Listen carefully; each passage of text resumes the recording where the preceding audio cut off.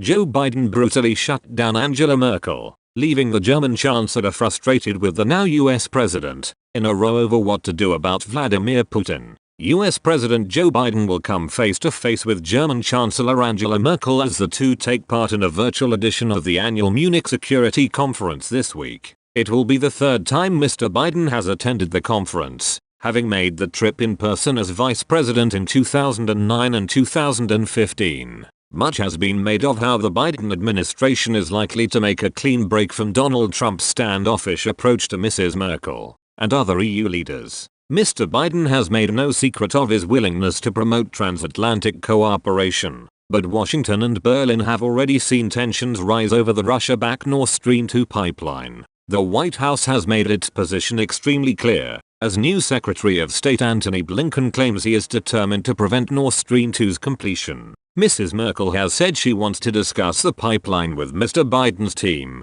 confirming that her basic attitude has not changed. Her comments are unlikely to quell fears of tension, with the White House already said to be unimpressed with the EU's decision to sign an investment pact with China and its lukewarm condemnation of Vladimir Putin over the imprisonment of Alexei Navalny in Russia. But Mr. Biden and Mrs. Merkel have previous, and the looming Munich Security Conference will no doubt bring back memories of a high-stakes row between the two world leaders. Then serving as vice president in the Obama administration, Mr. Biden flew to Munich for a conference set to be dominated by events in Ukraine. In 2015, Ukraine found itself in crisis after its parliament had voted to remove pro-Moscow President Viktor Yanukovych when his forces killed more than 100 protesters and wounded scores more the year before. Mr. Yanukovych fled to Russia and, in a retaliatory move, Putin annexed the Crimean Peninsula. In what became known as the Revolution of Dignity, Arseniy Yatsenyuk and Petro Poroshenko formed a coalition government against Putin's wishes. But in 2015, pro-Russian separatists were wreaking havoc in Ukraine and Putin's tanks circled the border. Mr. Biden, writing in his memoir Promise Me, Dad, recalled the importance of his trip to the Munich conference. He wrote, Putin was willing to test European resolve on the principle of sanctity of borders, and he was doing it with impunity in Ukraine. My main objective in Munich was to continue to encourage our European allies to stand with us, to make sure Putin understood that Russia would pay a price for bullying a weaker neighbor. The Ukrainian people had been on a thrilling and sometimes harrowing roller coaster for the previous year, and I felt like I'd been on it with them, Mr. Biden claimed. Then US President Barack Obama was sympathetic to Kiev but was not prepared to allow a hot war with Russia. He added that Mrs. Merkel was on record worrying about a confrontation in Ukraine which risks spiraling out of control. So, the now US president felt compelled to arrange a three-way meeting between himself,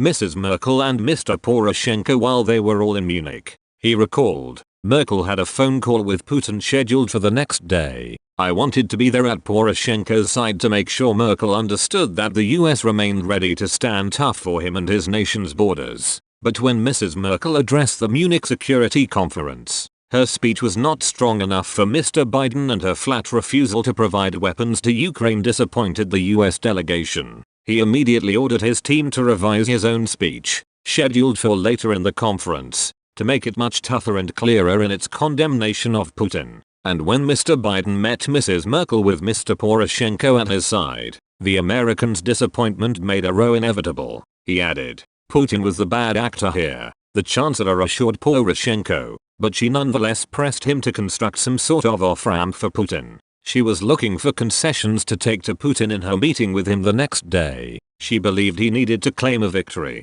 The term she used for what Putin needed was a face-saving way out. At this point, Mr. Biden lost his patience and brutally shut down his German counterpart, leaving her frustrated. He continued, we can't blame the victim here. I said, what should come first was action from Putin. What should come first was Putin withdrawing his tanks and his soldiers and Putin handing control of the border back to Ukraine. The restoration of Ukraine's border had to come before President Poroshenko conceded anything. Merkel seemed frustrated with me by the time the meeting broke up.